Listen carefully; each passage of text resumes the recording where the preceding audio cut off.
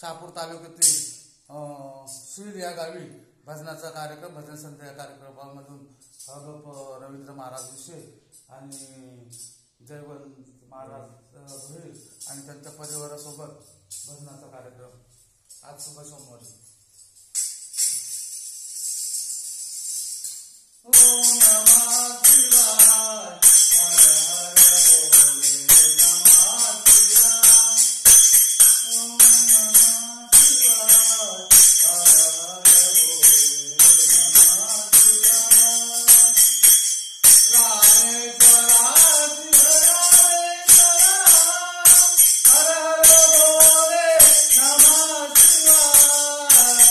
ओम नमः शिवाय, हर हर बोले नमः शिवाय।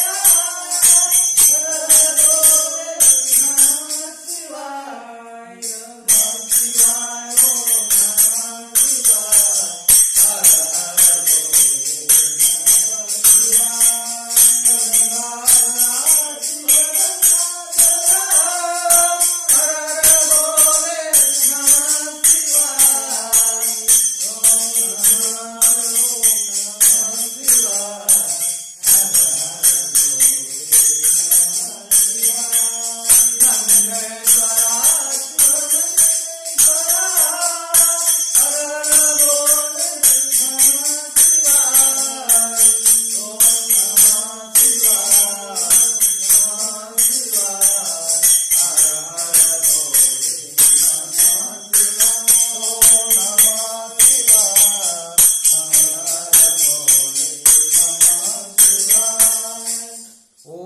शिवाय।